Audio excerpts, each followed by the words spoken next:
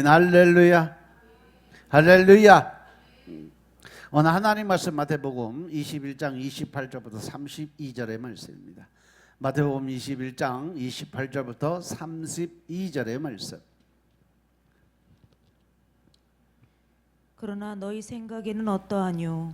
한 사람이 두 아들이 있는데 맏아들에게 가서 이르되 예 오늘 포도원에 가서 일하라 하니 대답하여 가로되 아버지여 가겠소이다 하더니 가지 아니하고 둘째 아들에게 가서 또 이같이 말하니 대답하여 가로되 실소이다 하더니 그 후에 뉘우치고 갔으니 그들 중에 누가 아비의 뜻대로 하였느뇨?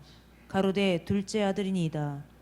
예수께서 저희에게 이르시되 내가 진실로 너희에게 이르노니 세리들과 창기들이 너희보다 먼저 하나님의 나라에 들어가리라. 요한이 의의 도로 너희에게 왔거늘 너희는 저를 믿지 아니하였으되 세리와 창기는 믿었으며 너희는 이것을 보고도 종시 뉘우쳐 믿지 아니하였도다. 아멘. 할렐루야. 우리 하나님 참 좋으신 하나님이십니다. 아멘. 지금 이 시간도 하나님의 은혜와 평강이 여러분들과 여러분의 가정과 직장과 사업장 그리고 자녀들까지 하나님의 은혜가 흐르고 넘치도록 채워지길 주의 이름으로 축원합니다. 자, 우리 따라합니다. 난 예수님 안에서 모든 사람들을 이해하고 용서하고 사랑하겠습니다. 이제 말씀 선포 기도드립니다. 나사렛 예수 이름으로 명하노니 내 안에 가난의 영, 채무의 영은 떠나갈지어다. 내 앞에 하나님의 축복을 가로막는 모든 악한 영들은 속히 떠나갈지어다. 내 죄로 인해서 나를 떠나갔던 모든 영권, 인권, 물권의 권세들은 속히 회복되어 돌아올지어다.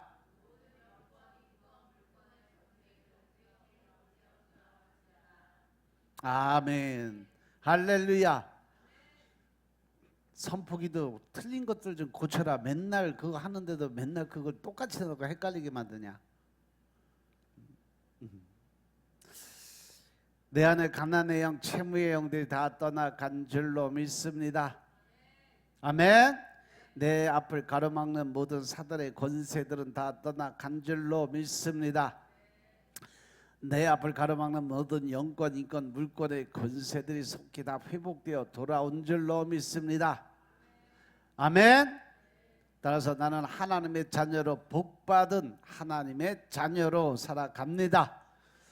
아멘. 오늘 마태복음 21장 28절부터 32절 말씀 가지고 누가 아비의 뜻대로 하느뇨 하는 제목으로 말씀을 나누겠습니다. 따라합니다. 누가 아비의 뜻대로 하였느냐? 누가 아비의 뜻대로 하였느냐? 어느 집에 손님이었어요. 그래서 그 어머니가 열심히 식사 준비를 시작하고 모두 감동을 받을 정도로 잘 차려냈어. 식사 준비가 끝나고 나니까 또 엄마가 자식 자랑하고 싶은 생각이 들었어. 그래서 꼬마 6살짜리 꼬마한테 야 오늘은 네가 식사 기도 좀 해라. 예수님 감사합니다 하고 엄마가 아들에게 말하니까 아들이 뭐라 그러냐면 어떻게 기도해 엄마? 그랬더니 그래 엄마가 평상시 하는 대로 해. 그랬더니 아들이 기도를 시작을 했어. 하나님 우리 집에는 왜 이 귀찮은 손님이 자꾸 오는지 모르겠어요. 저도 편하게 쉬고 싶어요. 그러고 기도를 하더래. 그랬더니 그 모임이 기도 하나로 인해서 완전히 망가지는 모습을 보았는데 따라서 끝은 시작을 무시한다.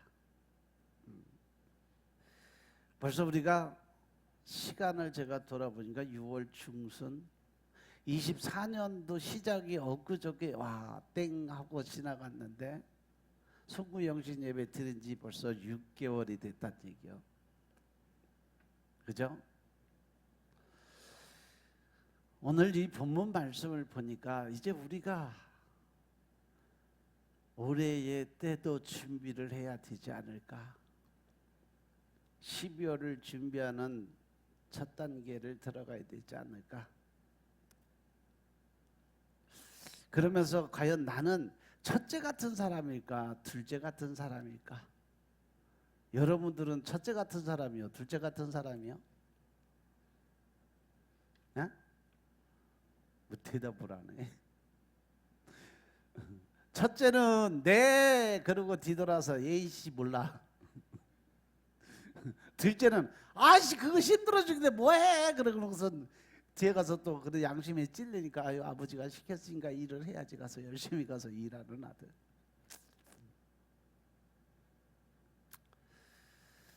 이 포도는 아버지에게 두 아들이 있었는데 포도가 한창 무르고 있고 있었어요. 근데 이스라엘은요 포도가 익을 때가 되면 장마철이에요. 그래서 시도 때도 없이 폭풍우가 닥치고 태풍이 불어와서 그래서 포도가 익으면 곧 따야지 아니면 태풍이 휩쓸고 지나가고 우박이 쏟아지고 그러면 포도 1년 농사 왕창 다 망치는 거예요.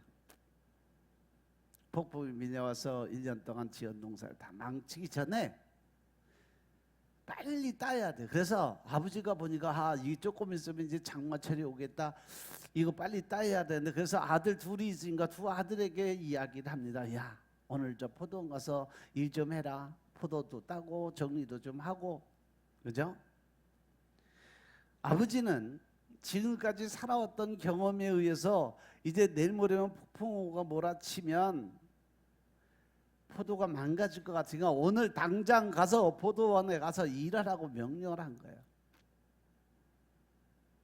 아버지 나름대로 긴박성 있게 아주 심각하게 얘기를 했는데 맏아들이 네 알았어요 하더니 중간에 가다가 새버렸어요.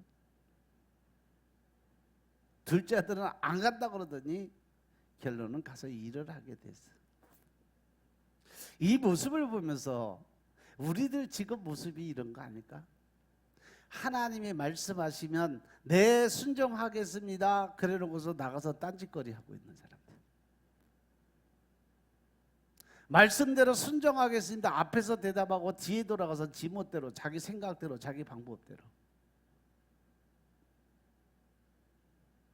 또 어떤 사람은 또 그건 이렇고 저렇고 다 따지고 들었는데 나중에 보니까 그 사람은 또 열심히 또 하나님 말씀에 순종해서 따라가는 사람들이 있어요. 물론 뭐 하나님의 마음을 처음부터 끝까지 기쁘게 하는 그런 완전한 사람은 이 땅에 뭐 거의 없다고 봐야죠. 늘 우리는 마음속에 하나님의 말씀에 대한 대적이 왜 내 안에 있는 사단의 권세가 나를 지배하고 있기 때문에 그래요. 환경 조건 바라보고 지식, 세상 지식을 따라서 오늘 아침 새벽 설교도 마찬가지로 사람이 자기 어떤 신학관, 자기의 고정관념, 자기 지식을 갖고 가면요 그 안에서 틀을 벗어나기가 힘이 들어요. 내 생각은 이게 맞아. 그러니까 난 이렇게 살아야 돼 라고 확정을 지어버리는 거죠. 그걸 하나님의 뜻하고는 상관이 없어서 이미 내가 결정한 거니까. 그래서 처음부터 끝까지 하나님의 마음을 상하지 않게 하고 일생을 지내는 사람들은 아마 하나도 없지 않을까? 말씀해 보면 뭐 구약시대 모세도 그렇고 신약시대 사도 바울도 그렇고 베드로도 그렇고 다 하나님을 아프게 한 때가 다 있었어. 그죠? 맏아들은 긍정하다 결론은 부정이 되고 둘째 아들은 부정하다 결론은 긍정적인 사람으로 바뀌었어. 끝이 좋으니까 시작이 좀 나빠도 그게 크게 문제는 안 돼. 근데 끝이 안 좋으면 시작이 아무리 좋아도 문제가 될 수밖에 없다라는 거죠. 그러면 우리가 보는 맏아들의 모습은 어떤 모습일까? 맏아들은 머리 지식이나 생각으로는 알고 있어. 근데 행함이 없는 사람이죠. 다 알고 있는데 행할 줄 모르는 사람. 왜? 귀찮아서. 그 안에 뭐가 들어갔어? 영적으로 보면 게으름이에요. 나태한 영, 편의주의적인 그런 생각하는 그런 영. 그래서 결국 맏아들은 말에 대한 책임을 지지 않는 사람이죠. 편리하게 대답해 놓고 후에 책임을 지지 않는 사람의 모습입니다. 그리고 맏아들은 장소에 따라서 마음이 언제든지 변할 수 있는 사람이에요. 아버지 앞에서는 순종한다고 예 가서 일하겠습니다 라고 대답하고 나왔지만 뒤돌아서 아버지 떠나서 가다가 보니까 귀찮다. 아이씨 꼭 가서 이 더운 날 내가 가서 일을 해야 되나? 아이고 오늘 낮에는 그냥 엄청 덥대요. 내가 그래서 보니까 35도가 넘었어. 그러니 가만히 앉아 있어도 땀나지. 오늘 같은 날 장사하러 가는 사람들은 얼마나 힘들었을까 그랬어요. 밭에서 일하는 사람이 얼마나 힘들었을까. 그래도 에어컨 밑에서 바람막이 놓고 일하는 사람도 행복한 줄 아세요?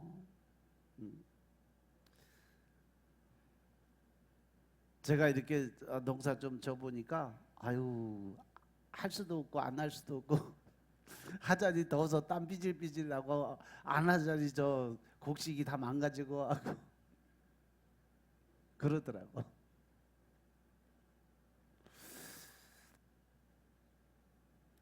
그래서 이 첫째 같은 사람은요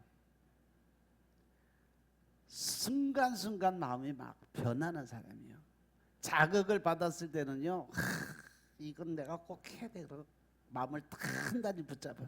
근데 시간이 좀 지나가면 에이씨 안 해도 괜찮지 뭐. 그러한 사람 특징이 뭐냐면 자기가 급하게 발등에 불 떨어지면요 죽기 살기로 하나님한테 매달려 기도하는 사람. 불똥이 떨어져야 발등에 불이 떨어져야 움직이는 사람.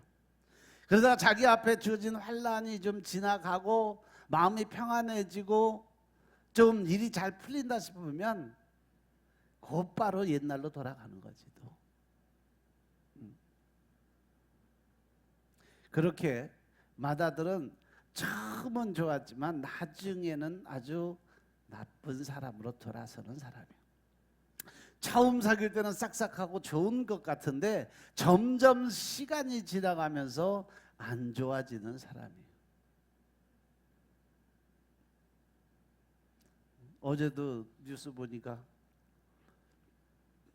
20살짜리 여대생인데 3살 위에 그 남자친구하고 같이 교제하다가 남자가 성적 요구하는 것 때문에 헤어지자 그랬더니 그냥 칼로 막 엄청 찔러서 죽여버렸대. 그리고 나서 자기 조현병이 있어서 자기가 한 거 모른다 그러고 지금 발뺌하고 있는 상황이.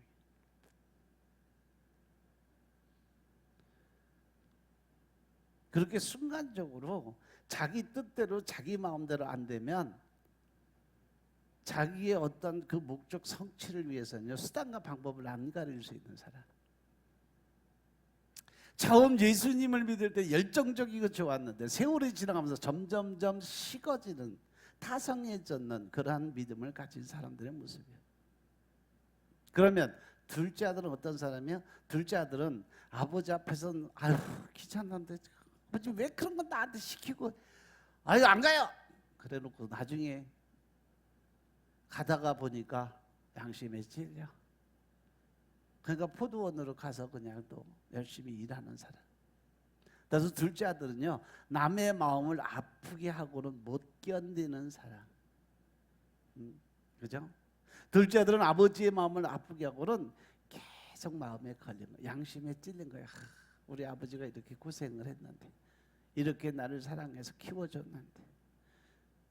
그래서 늘 양심에 찔리니까 뭘 먹어도 배도 안 부르고 한 구석에 왠지 찜찜하게 허전한 마음이 들어간 사람. 그래서 결국 그런 아버지 아픈 마음을 헤아려서 포도원에 가서 열심히 일을 했던 사람. 이렇게 둘째 아들은요 양심의 가책을 느끼고는 못 사는 그러한 사람이었어요. 조금만 마음 한 구석에 불편한 것이 있으면 못 견디는 그러한 성격.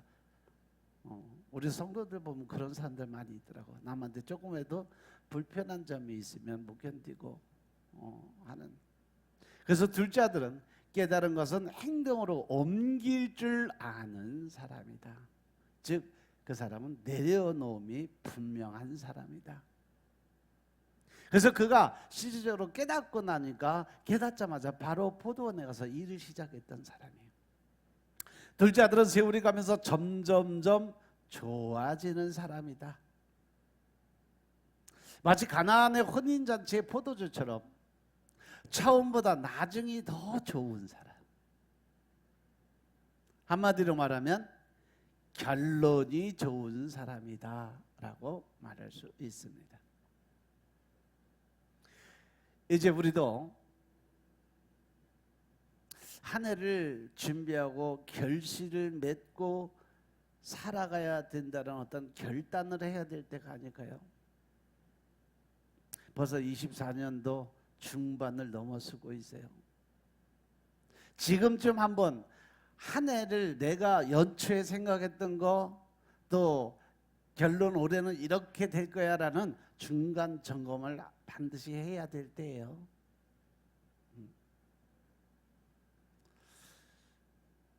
이제 24년도도 이번 달만 지나가면 내리막길이요. 최고 고지에 올라와 있어. 24년도를 끝내야, 어떻게 끝내야 내가 하나님 앞에서 또 사람들 앞에서 당당하고 떳떳한 삶을 살게 될까 한번 이 시간 돌아보시기 바랍니다. 큰아들처럼 끝내면 시작은 좋아도 안 좋게 끝나는 거예요. 이걸 보고 뭐라 그래요? 사자성어로 작심삼일. 모든 사람들이 연초가 되면요 엄청난 꿈과 희망과 소망을 갖고 작정들을 해요. 그런데 그게 며칠 못 간다? 3일을 못 간다. 근데 작은 아들처럼 하면 내가 그냥 시작은 아유 어떻게 올해도 한 해 그냥 그렇게 저렇게 가다가 보면 되겠지 뭐 그랬는데 중간에 열심을 최선을 다해 살다 보니까 결과가 좋게 나올 수 있는 사람. 그래서 끝이 좋으면 시작은 무시될 수가 있다라는 거죠. 아멘. 그럼 우리가 어떻게 끝을 맺어야 될까? 본질을 찾아야 돼. 결과가 좋으려면 본질이 무엇인가를 먼저 알아야 돼요. 아버지 말씀에 불순종하며 떠났던 둘째 아들이 포도원으로 돌아왔어요. 아버지는 아들이 포도원으로 돌아오기를 기다리고 있었죠. 마치 탕자 아버지가 탕자를 기다린 것처럼. 그래서 여기서 하나님 말씀하시는 본질은 뭐냐? 포도원으로 들어가서 일하는 것이 본질이에요. 그죠? 그러면 포도원으로 돌아가는 우리의 본질은 뭐냐? 하나님한테 가는 거죠. 그 하나님은 뭐냐? 말씀이죠. 태초에 말씀이 있었고 말씀이 곧 하나님이다. 결국 우리의 본질은 말씀이 본질이다 이 말이에요. 믿으시면 아멘 합시다. 아버지가 말씀하셨어요. 예, 오늘 포도원 가서 일 좀 해라. 이제 곧 장마가 다가와서 포도가 다 망가지네. 지금 저렇게 잘 익었는데 지금 빨리 따서 저장해 놓지 않으면 우리 1년 농사 다 망치게 생겨서 그러니까 빨리 가서 포도원 가서 일 좀 해라. 그런데 큰아들은 말로는 본질을 받았어요. 근데 행동은 본질에서 떠나가 버렸다는 거죠. 근데 작은아들은 말로는 본질을 떠났는데 행동은 본질 안으로 들어갔어. 나는 어떠한 사람일까? 말로도 본질 안 들어가고 행동으로도 본질 안 들어가. 그지? 네 그러고 안 하고 안 해요 그러고 진짜 안 해버리고.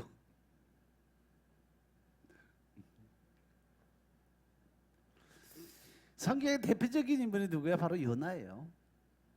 요나를 거꾸로 하면 누구다? 나요. 내가 그렇게 살아갔다는 얘기요. 그죠?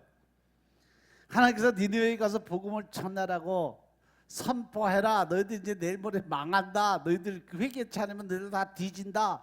선포하라 그랬는데 요나가 가만히 생각하니까 니느웨 저 왼수덩어리 땅덩어리에 가서 내가 저들을 구해주라고 얘기를 해야 되나?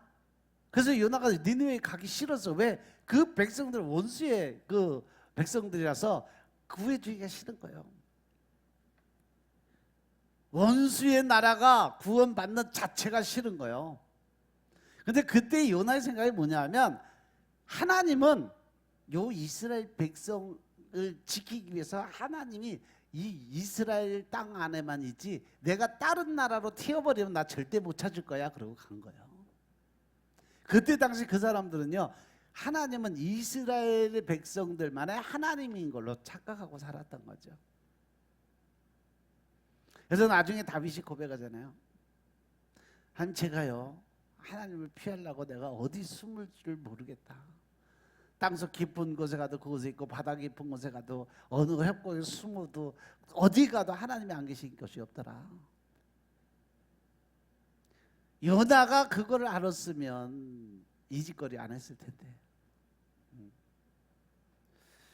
하나님의 백성인 이스라엘 백성을 괴롭히는 그 원수들이 하나님의 구원을 받고 축복받는 자체가 요나가 볼 때는 싫은 거예요. 그래서 니느웨 에이 안 가시. 그리고 반대편 다시스로 도망을 치기로 해서 배를 탔어요. 근데 하나님도 그거 두고 보시는 하나님 아니시죠? 절대로 어떻게든지 하나님 명령하시면 그 길로 돌아가게 만들어요. 그래서 준비한 게 뭐예요? 풍랑이요. 그리고 엄청난 큰 고래예요. 풍랑이 치고 태풍이 몰아치고 그래서 그 배에 있는 사람들이 다 죽기를 각오하고 가진 거 다 버려도 그게 멈추질 않으니까 배가 뒤집힐 것 같아요. 그래서 할 수 없이 뭐 했어요? 제비뽑기. 근데 또 다행히 또 그게 또 요나가 걸렸네.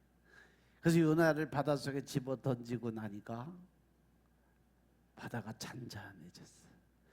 집어넣자마자 바로 고래가 나타나서 그를 삼켜버렸어.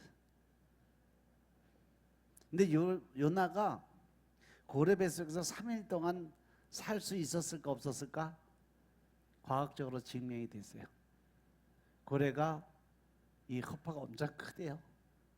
여기 사람이 들어가. 그리고 고래가 산소 호흡을 하잖아. 그래서 빠질 때쯤 되면 고래가 공기 집어넣어주고 공기 집어넣어주고. 그래서 3일이 아니라 거기서 엄청나게 많이 살 수 있대요. 근데 하나님은 3일만 결국은 잡았어요.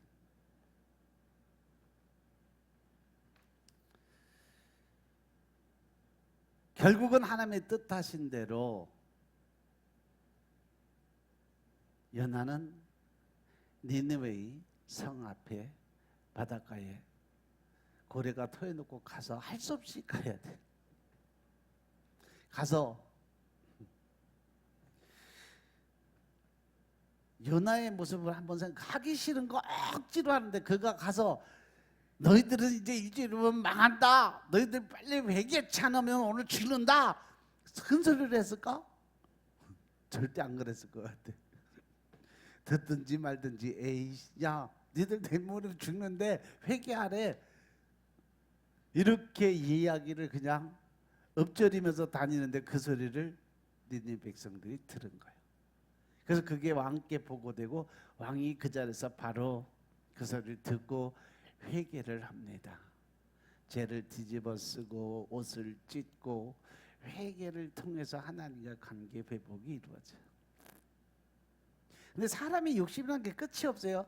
요나서 4장에 가서 보면요, 요나가 또 그렇게 해서 그 사람들이 회개해서 하나님의 구원의 역사가 이루어졌는데 요나가 하나님을 시험을 해요. 진짜 저 니느웨 성 하나님이 저 망가뜨려서 완전히 저 멸망당하게 하나 안 하나 확인하라고 산꼭대기에 올라가서 진을 치고 니느웨성을 딱 바라보고 있는 거예요. 그래서 하나님 보고 이놈 봐라.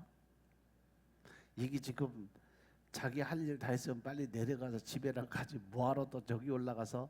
그래서 날씨가 쨍쨍 더우니까 요나가 또 더워서 힘들을까봐 박넝쿨 하나 내려줘서 거기서 박넝쿨로 그릇을 만들어줬으니 얼마나 좋아. 시원하고 바람도 불고. 근데 그 다음날 아침에 일어나니까 박넝쿨이 싹 말라 죽었어. 햇빛은 더 쨍쨍 쬐고 바람도 없어. 그래서 하나님한테 원망하잖아. 사람이 욕심이란 게 그래요. 자기가 뜻한 대로, 자기가 생각한 대로 뭔가 안 되면, 그러면 자기 뜻대로 되기 위해서 하나님한테 따지고 덤빈다니까. 오늘 새벽에도 얘기했지만 사람들은요, 일반 예수 믿지 않는 사람들은요, 어떠한 일 하다가 도저히 내 능력 밖이다 그러면 그 자리에서 포기하고 말아요. 근데 하나님을 믿는 사람은 어떻게?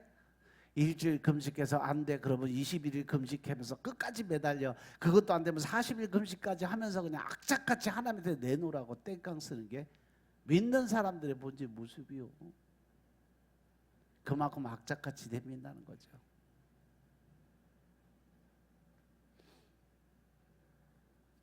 결국은 하나님이 그러시잖아. 야, 내가 내 백성 허담때 원수의 자식이라도 나는 그들을 사랑하는데 내가 그들을 다 몰자식을 죽이는 게 낫겠냐? 아니면 네 수고로 인해서 저 사람을 구원하는 게 더 낫겠냐? 불평 갖지 마라. 결국 요나가 하나님의 뜻대로 말씀의 본질로 들어갑니다. 하나님이 가기를 원하는 그 포도원으로 들어갔어요. 하나님의 말씀 안으로 들어가면서 그가 하나님의 사람이 돼요. 따라서 우리는 본질로 들어가고 끝을 맺을 준비가 되어 있어야 된다, 이 말씀이에요. 끝이 좋으면 시작은 무시가 될 수 있어요. 근데 본질로 들어가는 데에는 때가 있다는 거죠. 모든 것은 때가 있다라고 전도서에 하나님이 솔로몬 왕을 통해서 우리에게 주셨는데, 포도가 다 떨어진 위에 들어가면 소용이 없어요. 폭풍이 불고 난 후에 포도원에 포도가 다 망가진 다음에 들어가면 할 일이 없어. 그래서 본질로 들어가는 것도 바로 때가 반드시 있다라는 거 명심하시기 바랍니다. 아멘. 너무 빨라도 안 돼. 왜? 포도가 익기 전에 들어가면 포도를 딸 수가 없잖아요. 너무 늦어도 안 돼. 왜? 포도가 다 망가져 버려서 딸 게 없어. 이 말씀이 신약에 와서 예수님과 가룟 유다의 관계에서도 똑같이 이루어져요. 가룟 유다 그랬잖아요. 예수님은 은 30냥에 팔아먹었어. 그리고 후회했죠. 그래서 은 30냥을 가지고 다시 성전으로 가서 예수님을 돌려달라고 얘기했지만 이미 때는 늦으리. 이미 예수님이 십자가에 못 박히고 있는 사건이에요. 그래서 가룟 유다는 은 30냥을 성전에 던져버리고 나무에 목을 매달고 자살을 했어요. 여기서도 가룟 유다에게 하나님이 회개할 수 있는 기회를 3번씩이나 주셨어요. 태초에 에덴 동산에서 아담에게도 똑같이 하나님은 회개할 수 있는 기회를 3번이나 주셨어요. 아담아, 네가 어디 있느냐? 너 왜 숨었냐? 뭐 때문에 그랬냐? 계속 질문하시잖아. 왜? 내가 이렇게 잘못했습니다 하고 회개했으면 딱 끝날 수 있는 상황. 그런데 내가 벗었으므로 핑계대고, 또 당신이 나에게 준 저 여자 때문에, 뱀 때문에 계속 핑계대니까 저주받은 거죠. 가룟 유다도 마찬가지요. 가룟 유다는 이미 구약의 말씀을 통해서 선자 이사야 선지자를 통해서 미가 선지자를 통해서 스가랴서 계속 하나님이 예언을 해놨어요. 은 30냥이 예수님을 팔아먹고, 그가 그 은 30냥 팔아먹은 게 밭을 사서 결국 피밭을 만들게 될 거다라고 얘기를 했어. 근데 가룟 유다가 그것을 다 알고 나서 먼저 회개를 했으면, 자살까지 안 했으면 결국은 그가 하늘나라에 하나님의 사람으로서 하늘나라 올라갈 수 있는 조건이었음에도 불구하고 그가 회개치 않냐고 스스로 목숨을 끊는 자살을 택했기 때문에 그가 지옥에 갈 수밖에 없는 사람이었다는 거죠. 끝이 좋으면 시작은 무시될 수 있다. 끝이 좋으면 다 좋게 끝날 수 있어요. 결론이 좋으면 서론이 잘못돼도 용서받을 수 있는 길 얼마든지 있다. 그럼 우리가 이제 남은 시간 24년도를 어떻게 끝나는 것이 좋을까? 하나님의 말씀으로 돌아오고 끝나는 것이 가장 좋은 끝맺음이 아닐까요? 그래서 여러분들이 매일 말씀 안에 들어가야 되고, 그래서 매일 말씀을 붙들고 기도 드려서 하나님과 관계 회복하고 영적인 삶을 이루어갈 수 있도록 노력하는 삶을 살기를 원하기 주의 이름으로 축원합니다. 탈무드에 나온 이야기인데, 닭고기는 이스라엘 백성들에게 아주 중요한 식품이에요. 한 남자가 닭을 기르는데 사업이 번창 일로에 섰어요. 사업이 잘 되자 행실이 좋지 않은 것으로 흘러가고 있었어요. 없던 돈이 생기고 쪼들리는 사람이 부해지고 나니까 생각이 자꾸 세상으로 나가는 거예요. 그래서 랍비가 그를 보고 찾아가서 충고를 했습니다. 그렇게 살면 안 된다. 하나님 안에서 열심으로 살아야 된다. 그랬더니 그 남자가 뭐라 했냐면, 랍비님 걱정하지 마세요. 나는 금요일마다 회당에 가고 날마다 성경을 읽고 기도를 드립니다. 그랬더니 랍비가 뭐랬냐면, 당신이 매일 양계장에 간다고 닭이 될 수 있나요? 그러시더래요.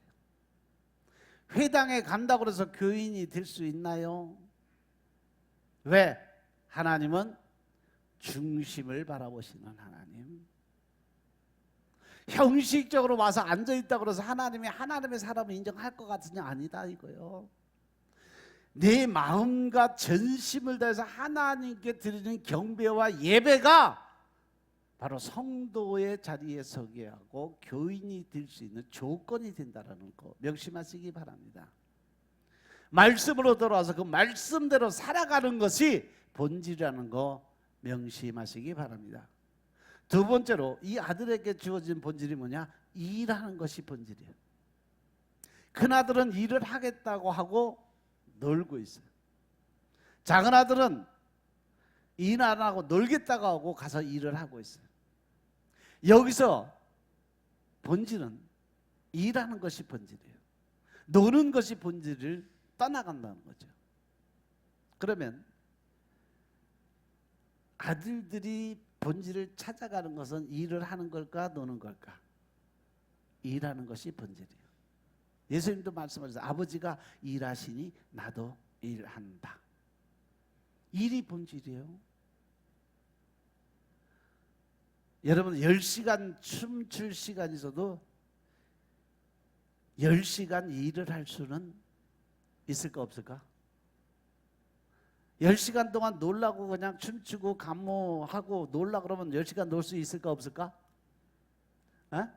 안 놀아봤으니까 못한다 그러지. 노는 사람들은 2박 3일도 놀아. 무슨 소리라고 있어요. 근데 앉아서 10시간 동안 기도하라 그러면 기도할까? 안 해보니까 못한 거요. 하는 사람들은 3박 4일도 기도해. 왜 그래? 내가 어떠한 마음을 먹고 있느냐가 중요한 거라니까요. 내 마음의 중심에 뭐가 있느냐? 세상을 향하는 그 열정이 있느냐? 하나님의 말씀을 향한 열정이 있느냐? 이것에 따라서 내가 세상 사람이 될 수도 있고 하나님의 사람이 될 수도 있다는 조건이에요. 그래서 세상 모든 일들은 뭐에 달려있다? 마음 먹기에 달려있다. 내가 누굴 미워하려고 마음먹으면요, 아주 그 사람을 그냥 맨날 그냥 아주 칼로 조사 놓을 정도로 지구의 마음 가지고 죽이고 살리고 하루에도 몇십 번씩 할 수 있어. 근데 그 안에 뭐가 들어가면 긍휼의 마음이 들어가면요, 왠지 그 사람의 영혼이 불쌍하고, 왠지 그 사람이 치근해 보이고, 왠지 그 사람을 뭔가 도와줘야 될 것 같고, 그 사람을 이해하려고 노력을 하고, 그게 바로 예수님의 마음이고 하나님의 마음이에요. 그 마음이 들어오면 절대 그 사람에 대한 미움이나 증오가 들어갈 수가 있다 없다? 없다. 그래서 너희는 이 마음은 받으라고 말씀하신 거예요.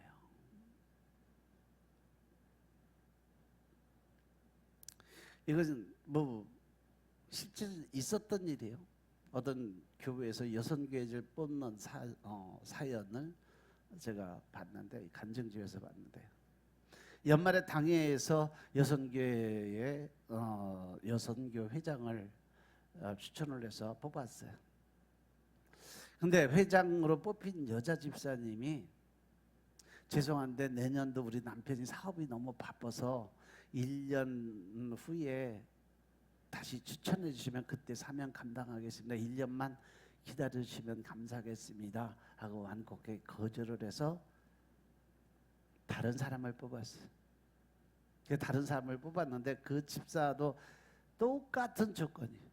우리 남편이 내년도 사업을 새로 벌리려고 계획을 하고 지금 준비가 다 됐는데, 하지만 하나님을 위해서 우리 사업을 1년 미루고 여선교 회장에 충성 다하겠습니다. 하나님 맡겨주신 직분 감당하겠습니다. 그리고 1년이 지난 시간을 보니까 사업을 돕겠다고 하던 회장을 거절한 여집사님 남편 사업은 거의 마지막 내려막길 바닥을 치고 있고, 회장으로 충성스럽게 하나님의 일을 감당한 회장 남편의 사업은 정신없이 바쁘게 엄청나게 사업이 번창이 되고 있었다. 여기서 보면 둘 다 일이 본질이요. 그런데 어떠한 일이 본질이냐는 거죠. 세상의 일이 본질이냐, 하나님의 일이 본질이냐. 결정을 내가 세상의 욕심적인 그러한 자아적 결정을 하느냐, 아니면 하나님의 일을 우선적으로 해서 하나님의 일을 우선적으로 결정하느냐에 따라서 하나님이 일하시는 방법이 반드시 틀려진다는 거죠. 명심하시기 바랍니다. 아멘. 그 본질이 어디 있느냐에 따라서 내가 흥하고 망하는 것, 결정은 하나님이 하시게 돼요. 그래서 내가 하나님의 일을 위해서 나를 포기하고 나의 시간을 하나님께 드리면 하나님이 대신 내 일을 감당해 주신다는 사실 명심하시기 바랍니다. 믿으시면 아멘 합시다. 믿으시면 아멘 합시다. 믿으시면 아멘 합시다. 남이 잘 된다니까 그 꼴을 못 보지 대답도 아멘도 안 하고. 하나님께서 첫사람 아담에게 말씀하셔. 창세기 3장 19절에 보니까 내가 흙으로 돌아갈 때까지 얼굴에 땀을 흘려야 먹을 것을 먹으니 내가 그것에 취하심을 애웠습니다. 우리가 살아가는 것도 하나님이 정해주신 것은 일이 본질이라는 거예요. 일하고 끝내는 것이 가장 좋은 결말을 얻을 수 있다. 일하리라고 결단하고 끝내는 것이 가장 좋은 결론입니다. 그리고 세 번째 뭐냐? 구원이 본질이에요. 오늘 말씀의 핵심이 있어요. 예수님 당시에 하나님을 잘 믿는다고 자부하는 서기관과 바리새인들이 있었어요. 이들은 말로는 아주 기가 막히게 하나님을 잘 섬기는 사람들이었어요. 일주일에 2번씩 금식하고 아침 시간 하루에 3번씩 기도드리고, 그리고 늘 말씀을 읽고 그 말씀대로 살아가려고 엄청나게 노력하는 사람. 그런데 실제 행동은 그렇지 않다는 거죠. 겉으로 보여주기식의 그러한 신앙생활을 가지고 있었어요. 그런데 세리와 창녀들은 행동은 하나님을 떠난 사람처럼 보였지만, 그러나 그들은 회개의 기도를 드리며 하나님과 더 가까워지고 있었어요. 그리고 남모르게 하나님께 죄송스럽게 생각하고 하나님께 미안한 생각을 가진 사람들. 그리고 이들이 뒤늦게나마 깨닫고 하나님 앞에 들어오는 사람들이었어요. 이러한 모습을 보고 예수님께서 말씀하십니다. 내가 진실로 너희를 세리들과 창기들이 너희보다 먼저 하나님 나라에 들어갈 거다. 요한이 의의 도로 너희에게 왔거늘 너희는 저를 믿지 아니하였으되 세리와 창기는 믿었으며 너희는 이것을 보고도 종시 뉘우쳐 믿지 아니하도다. 포도원은 하나님의 나라라고 예수님이 비유로 말씀하시는 겁니다. 포도원에 들어왔다는 것은 구원을 받은 것을 의미하는 거죠. 구원받은 것이 최종 결론적인 거죠. 우리에게 가장 큰 본질은 구원입니다. 구원보다 더 큰 본질은 없다는 거죠. 누가복음 19장에 보면 삭개오를 만나게 되는데, 삭개오는 세리장이요, 세금 징수원. 오늘날은 말하면 세무서원이네, 뭐 직급 정도 따르면 세무서장 정도 되는 사람이에요. 당시 이스라엘에서 가장 세금을 많이 거두는 곳이 어디냐? 바로 이 여리고예요. 돈을 제일 많이 버는 자리가 이 여리고 세무서장. 당시 가장 부유한 곳이었고, 갈릴리 호수에서 흐르는 요단강이 여리고 근처를 흐르고 있었어요. 그래서 과일, 농업이 가장 발달된 곳이 여리고 지방이에요. 그래서 세금을 가장 많이 거둘 수 있는 곳이 또 있어. 당시 인구가 가장 많은 곳이 살기 좋은 갈릴리 호수 주변에 사람들이 가장 많이 모여 있었어요. 그래서 통행이 가장 많은 곳이었고, 통행세만 거두어도 엄청난 이익을 챙길 수 있는 것이 바로 여리고예요. 그래서 여리고 세무서는요, 이스라엘 전체에서 뒷돈을 가장 많이 챙길 수 있는 데가 여리고예요.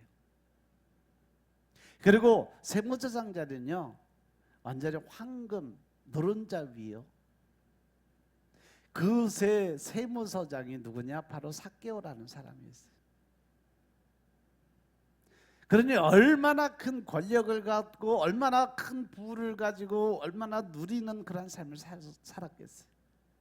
그런 세무일로 하여금 돈을 엄청 많이 벌었어. 그래서 엄청난 부자였어. 누가복음 19장 9절 10절에 보면 그가 뽕남에서 예수님을 만나요. 예수님을 만나니까 그가 당장 그 마음이 변했어요. 그리고 자기가 느끼고 깨달은 걸 바로 행동으로 옮기는 모습이 나와요. 내가 재산의 반을 가난한 자에게 나눠주고 남에게 토색한 것을 4배나 해서 갚겠다. 그러니까 예수님이 뭐라 그러냐? 오늘 구원이 이 집에 이르렀으니 이 사람도 아브라함의 자손이다. 인자가 온 것은 잃어버린 자를 찾아서 구원하려고 온 것이다 라고 말씀하세요. 결국은 삭개오가 하나님의 택한 예정된 사람, 예정론 안에 들어왔던 사람이라는 거죠. 그렇게 삭개오는 구원을 받았어요. 그런 구원을 받으면서 모든 자기의 육적인 걸 포기를 해버렸어요. 그 자리에서. 그동안 모은 모든 것을 다 포기할 수 있었어요. 구원의 본질은 내 것을 포기하는 거예요. 나를 포기하는 거예요. 이것이 보다 내려놓음이다 그랬어요. 우리는 이렇게 구원을 받아야 되는 거예요. 내가 죽지 않으면 결코 나는 하나님의 사람, 하나님의 백성으로 살아갈 수 없다는 거죠. 그러기 위해서 내가 반드시 죽어야 됩니다. 믿으시면 아멘 합시다. 옆 사람한테 인사합시다. 당신이 죽어야 됩니다. 당신이 죽어야 됩니다.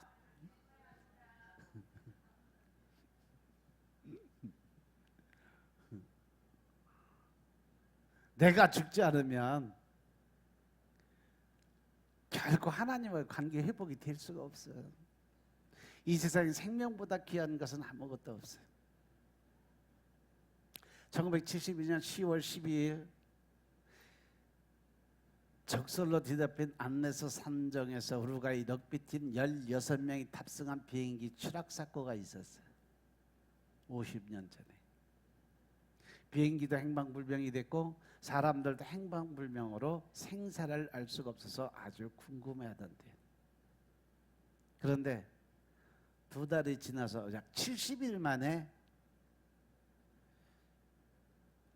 한 사람의 생존자가 발견이 됩니다. 우루과이 온 나라가 그 뉴스로 아주 엄청나게 들어보고 또 전 세계 매스컴을 다 탔어요. 그런데 그 뒤에 충격적인 사실을 밝힙니다. 나중에 알고 보니까 동료들이 눈 위에 있기에 썩지 않은 시신을 뜯어먹고 살아났다는 거죠.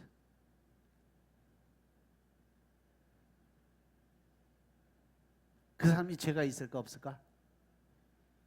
네?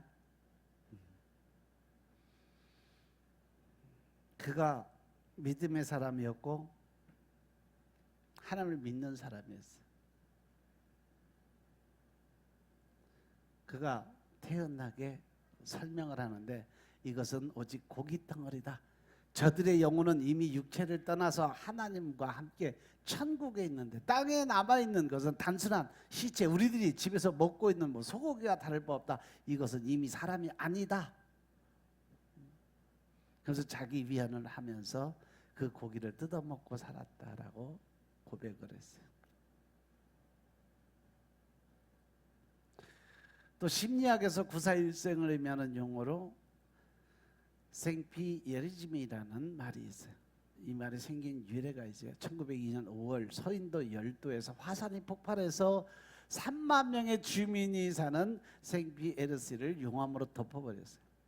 당시에 그 섬은 섭씨 800도 수증기 속에 있었기 때문에 생물이라고는 풀 한 폭이 그 어느 것도 살 수 없는 조건이고 조그만 미생물 곤충까지도 다 타서 없어지는 상황이었어요. 근데 기적은 항상 일어나는 것 같아요. 그 속에서 유일하게 살아남은 한 사람이 있었어요. 지하 제일 깊은 감옥에 갇혀서 교수형을 기다리던 살인범 오기스트 18이라고 하는 흑인이 살아나서 그 상황에서 이 기적으로 그는 사면을 받고 생피에르의 제수라는 영화에 출연하면서 아주 유명세를 탄 사람. 그리고 그가 1929년에 죽을 때까지 생피에르 감옥소에서 사람들에게 이렇게 살았다라고 들어앉아서 직접 방문객에게 그 자기가 있었던 자리를 보여주고 거기서 안내하는 돈을 엄청나게 벌어서 부자가 됐대요. 941생이 아니라 341생인 것 같아요. 소돔과 고모라가 멸망되는 당시에 인구는 한 10,000명 정도 되는데 1만 명의 일생의 롯의 가정만 구원을 받았어요. 사람들의 가장 귀한 본질이 뭐냐? 바로 생명이죠. 끝이 좋으면 시작은 무시해도 좋다는 거죠. 그래서 이 본문의 말씀은 우리가 생명을 어떻게 생각을 하느냐. 내가 진실로 지르려니 세리가 창기들이 너희보다 먼저 하나님의 나라에 들어가리라.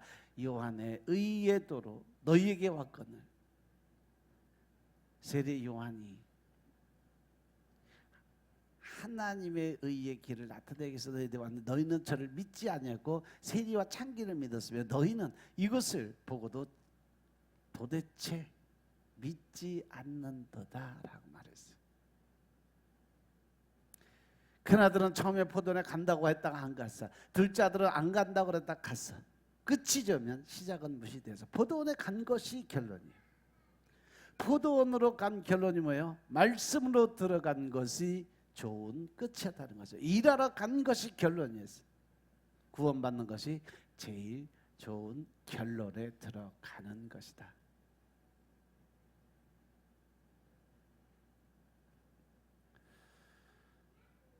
우리가 하나님 앞에서 어떻게 설 것인가를 늘 묵상하시며 사시기 바랍니다. 내가 첫째 아들의 삶을 살 것인가, 둘째 아들의 삶을 살 것인가. 아니면 처음부터 끝까지 순종과 복종의 믿음을 갖고 살 것인가? 아니면 이것도 저것도 아니고 내 멋대로 살 것인가? 그 결정을 통해서 우리는 하나님의 백성으로 인정받고 하늘의 사람으로 인정받고, 반대로 내가 살면 결국 우리는 지옥 백성으로 살 수밖에 없다라는 거죠. 그래서 늘 말씀을 중요시하고 말씀의 본질로 들어가는 여러분들의 삶이 되시길 주님으로 축원합니다. 아멘. 기도드리겠습니다. 아버지 하나님 감사드립니다.